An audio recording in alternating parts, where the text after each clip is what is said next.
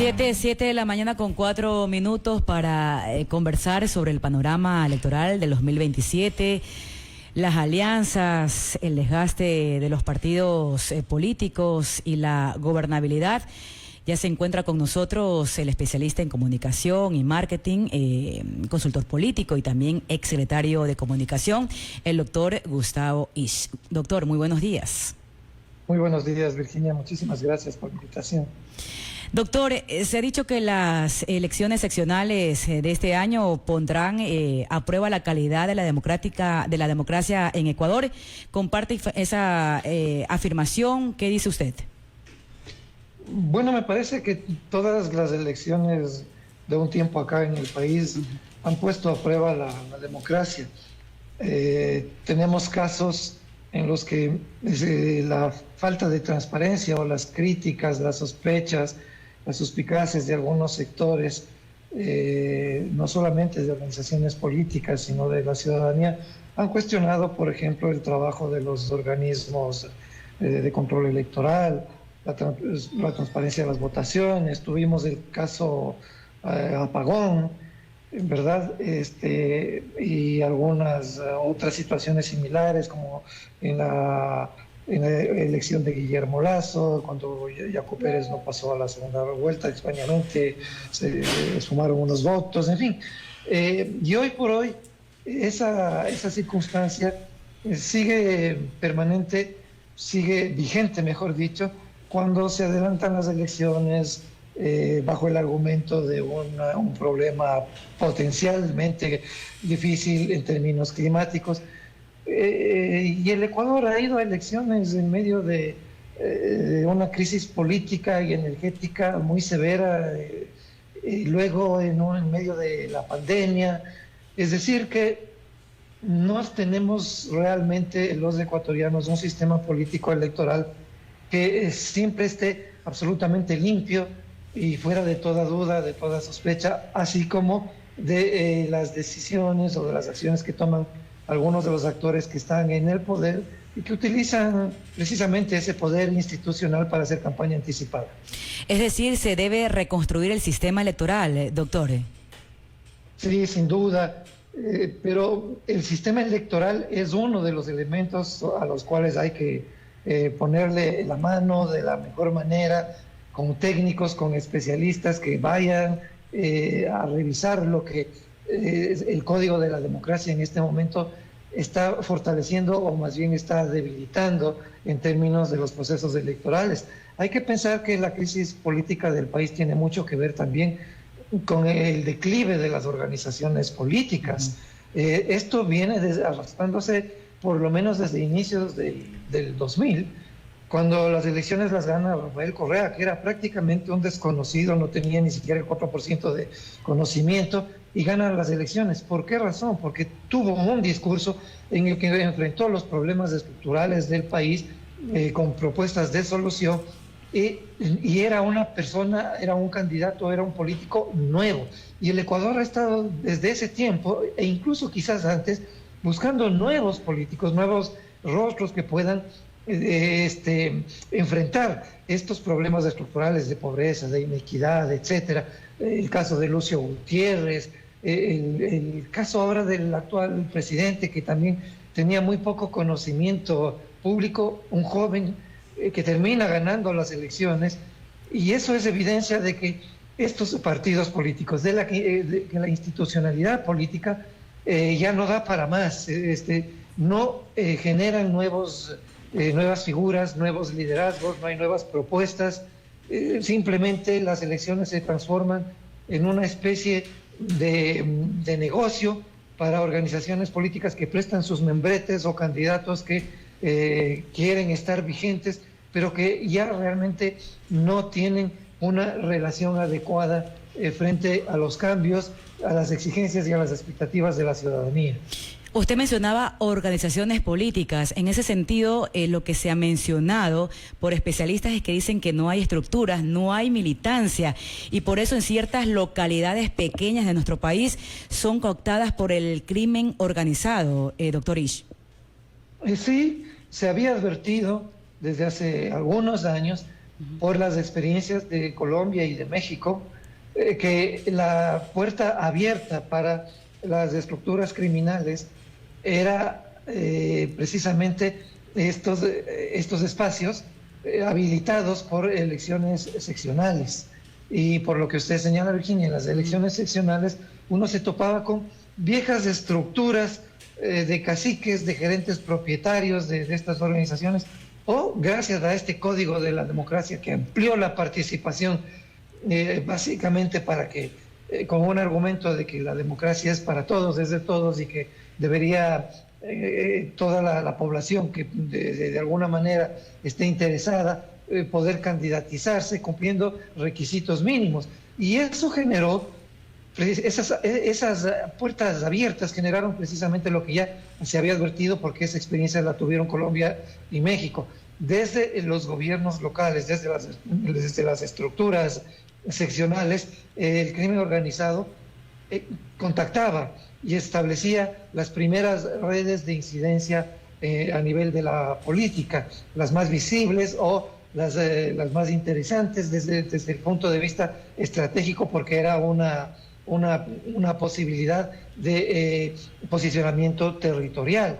Luego, claro, estas estructuras no solamente es que operaban a partir de elecciones o de enclaves regionales, seccionales, sino que ya también estaban empezando a trabajar en el conjunto de la institucionalidad pública del Estado, exactamente de la misma manera que en estos dos países sobre los cuales hay muchísima experiencia, de la cual Ecuador debería haber aprendido para no cometer los mismos errores y no dejar estos vacíos, y más bien haber esperado que pase todo lo que ahora está ocurriendo a partir desde el gobierno de Guillermo Lasso, donde empiezan las masacres carcelarias, se incrementan en el gobierno de Lenín Moreno, y ahora tenemos esta situación tan grave que está enfrentada por el gobierno nacional a través de medidas securitarias muy fuertes, ¿no? Doctor Gustavo Is, ¿cómo se perfila esta elección, podríamos decir, entre el oficialismo y el correísmo, o considera que aparecen otros actores con posibilidades reales? A ver, me parece que el ADN, el oficialismo, tiene una gran ventaja sobre las otras organizaciones, que desde hace algún tiempo el correísmo ha sido la principal fuerza política del país, se ha convertido en fuerza antagónica de otras organizaciones que han competido en las elecciones y que han logrado ganar bajo alianzas entre varias otras agrupaciones, pero que también han logrado captar el voto del anticorreísmo, que es un voto, un porcentaje importante, así como importante e históricamente está asentado el voto a favor del correísmo. Ahora, evidentemente, las decisiones que se han tomado para que no participen algunas organizaciones políticas que han sido puestas en evidencia por parte de los organismos de control electoral sobre situaciones irregulares que han tenido que ser comprobadas y al parecer no han podido ser desmentidas por parte de algunos movimientos políticos, debilitan al correísmo en la posibilidad de tener los resultados que podía haber estado esperando. Pero sigue siendo una organización que tiene líderes, entiendo yo, y estructuras que están firmemente asentadas en territorio. Ahora, claro, la dificultad de no tener un membrete propio es bastante difícil de superar. No hay hasta el momento, y con lo que se acaba de generar con el movimiento amigo, un espacio electoral para que el correísmo tenga ese membrete propio, y eso genera dispersión, genera dificultades en los electores que siempre han votado o que hubiesen tenido para estas elecciones la intención de votar por el correísmo.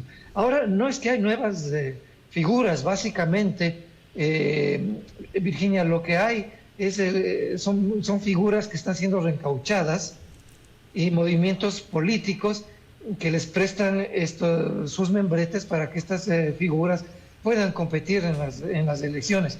Y claro, si es que ese membrete viene del oficialismo, que tiene una gran capacidad de incidencia hoy por hoy en estos procesos electorales, capaz y les va bien a la mayoría de ellos. Una de estas personas, por ejemplo, es la candidata a la alcaldía de Guayaquil, que es uno de los puestos más importantes para ganar una elección. Quito y Guayaquil siguen siendo las principales ciudades por el volumen de la votación y por lo que políticamente representan, por lo que económicamente representan a nivel nacional. Y en política electoral se justifica lo que usted acaba de mencionar, doctor, ver la inclusión ahora de la doctora Cynthia Viteri en las filas de ADN.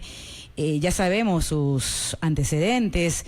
Además que el presidente Noboa, recordemos, destacaba, doctor Is, que su partido es orgánico y descartaba cualquier tipo de alianza. Ok. No es alianza, doctor, porque ahora sabemos que la doctora Cynthia Viteri está afiliada al partido oficialista. Sí, claro. Pero esto, la posibilidad para que esto ocurra, precisamente tiene que ver con lo que decíamos al inicio, ¿no? El declive de las organizaciones, de los movimientos políticos tradicionales y esas figuras tradicionales. En Guayaquil, desde hace algún tiempo, la figura de Jaime Nebot, por ejemplo, y del Partido Social Cristiano, se han debilitado enormemente. Ya no es ese personaje que decidía abiertamente sobre la política del puerto, y no solamente sobre la política del puerto, sino a veces a nivel nacional. Casi que no tenía que intervenir en elecciones presidenciales, porque finalmente con lo que se hacía a través del Partido Social Cristiano y de un liderazgo fuerte que fue el de León Febres Cordero, y luego se empezó a replicar por parte del alcalde Nebot, se proyectaba a nivel de algunas provincias del país. Esa fuerza política ahora no existe, y es una fuerza política que se ha disgregado mayoritariamente. Hay figuras, hay liderazgos, hay por lo menos 5 personajes que se han desafiliado de ese partido político, que ya no representa a las expectativas de los guayaquileños. Algunos se han ido al correísmo, ¿sí? Se habrán ido a otros partidos políticos, otros se fueron con esta organización de Jimmy Jairala, Centro Democrático. Gracias, y Jimmy Jairala mismo en sus inicios votaba y apoyaba al correísmo. Ahora se están afiliando a otras organizaciones políticas. Y eso tiene que ver precisamente con esa falta de sintonía por parte de estos movimientos, de estas organizaciones, con lo que ocurre en términos reales, porque no nos olvidemos, los municipios son el espacio político primigenio y el más cercano a los ciudadanos. Y cuando tenemos ciudades, municipios que crecen desorganizadamente, donde hay mucha corrupción, donde hay temas muy sensibles que tienen que ver con sectores estratégicos como el medio ambiente, como la extracción minera, como el sector energético, como la vialidad, y se han generado durante décadas contratos que no han sido mayoritariamente la solución de lo que esperaban los ciudadanos, sino que siempre han sido vistos e investigados por organismos de control, por medios de comunicación, donde se han producido estos eventos de corrupción y de impunidad. Pues ellos tienen la responsabilidad de que ahora haya una organización política que está siendo manejada de una manera mucho más estructurada, con una firmeza que es innegable, con una estrategia que también le está rindiendo frutos, pues que no se rasguen las vestiduras y que no nos digan es que están comprando a los líderes de otras organizaciones. Lo que pasa es que en esas organizaciones no tenían futuro y son políticos profesionales. Es gente a la que le interesa estar permanentemente actuando en política y también tienen la capacidad todavía de generar una votación importante. Si es que eso no fuera así, sin duda ni el correísmo ni ADN les habrían abierto las puertas a alguno de estos personajes. Doctor, entonces, ¿qué tan fortalecidos llegan los movimientos tradicionales y qué oportunidades tienen las nuevas organizaciones políticas? Nuevas organizaciones, digo, porque ADN tiene poco tiempo. Además, será la primera vez que se juegan unas seccionales, doctor. Sí, ¿no? Me parece que las organizaciones tradicionales van muy debilitadas. O sea, si miramos al Partido Rolosista, ¿qué? ¿Dónde está el Partido Rolosista? Miramos a la izquierda democrática. Es casi inexistente. La izquierda democrática eventualmente gana elecciones por las alianzas que logra generar en territorio, a partir de estos liderazgos, pero no de una organización como la que tenía en la década de los 80s, de los 90s, ya no tiene esa capacidad territorial. Son liderazgos, la gente vota por personas, ya no está votando por esas, por esas personas que pertenecían a partidos fuertes, como el Partido Social Cristiano, como el correísmo. La gente básicamente tenía que decir que es social cristiana y el liderazgo era de León Febres Cordero o de Nebot, y la gente decía, es lo único que necesito saber. O desconocidos absolutamente se votaban en las listas de Alianza País cuando Correa estaba en el poder, y era lo único que le bastaba al elector. Son de Correa, pues hay que votar por el correísmo. Pachacutic es una organización fragmentada, es una organización que no tiene buenas relaciones con su brazo político, que es la CONAIE. Y la CONAIE también está fragmentada. Y las nuevas organizaciones, viendo el resultado de las últimas elecciones, tampoco tienen mucho que ofrecer. Tampoco están estructuradas a nivel territorial de una manera fuerte. Unidad Popular, ahora en alianza con el Partido Socialista, que es una organización que cada elección se alía con quien puede para no desaparecer del registro electoral. Y con ese sector de Pachacutic, pues vamos a ver qué también le va. Creo que la única organización nueva que tiene grandes posibilidades de generar resultados interesantes sigue siendo el oficialismo, por la figura del presidente, por algunos de los personajes que están siendo captados en ciudades importantes para este proceso electoral, y porque son personas conocidas en esos territorios, son personas que han hecho algún tipo de trabajo en esas organizaciones y tienen el respaldo insisto, del oficialismo, con una línea estratégica y con un discurso bastante más claro de combatir la inseguridad, y están viendo que el gobierno lo está haciendo de una manera que, ese es otro tema, puede o no haber tenido buenos resultados, pero es el único que lo ha venido haciendo, y la votación empieza a decantarse a favor de estos candidatos y de esta bandera política. Usted decía fragmentada. ¿La fragmentación política podría entonces dificultar nuevamente la gobernabilidad de los gobiernos locales que se elijan? Sí, esa es una pregunta súper importante, porque depende mucho de lo que haga el partido que en ese momento esté en el poder.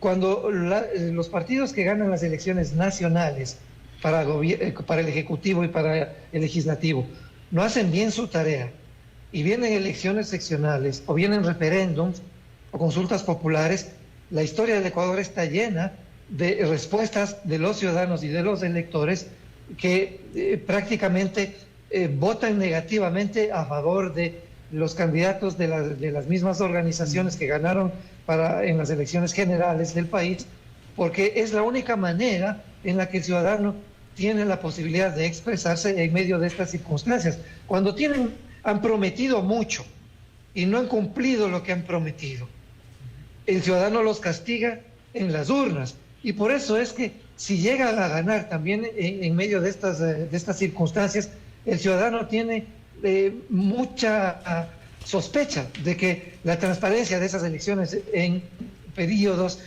seccionales hayan sido transparentes. Por lo general, lo que ocurre es que el voto negativo es el que termina ganando en los plebiscitos, en las consultas populares, y la fragmentación a nivel seccional es sumamente fuerte, porque hay que entender que muchos municipios están en enclaves geopolíticos y geoeconómicos que son muy delicados, que son muy sensibles, como decía, en términos medioambientales, en términos de que un gobierno pueda generar políticas económicas que generen con el trabajo de los municipios y no con la oposición de los municipios, estrategias para que los comerciantes, los agricultores, los pequeños industriales tengan mayores capacidades de crecer. Si hay un crecimiento en esas economías, el crecimiento también se revierte hacia los ciudadanos que viven en esas localidades.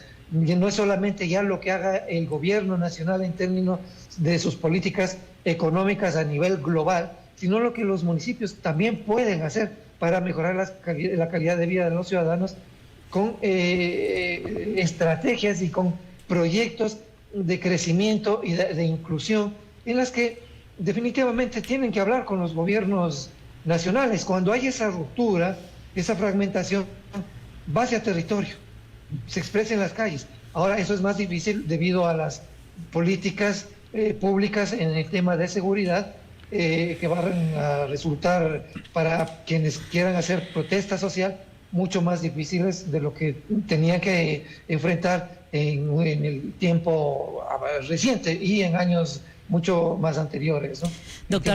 Anteriores. Doctor Gustavo Isch, analista político, gracias por acompañarnos y por compartir su análisis con nuestra audiencia. Muy amable, estamos en contacto, doctor.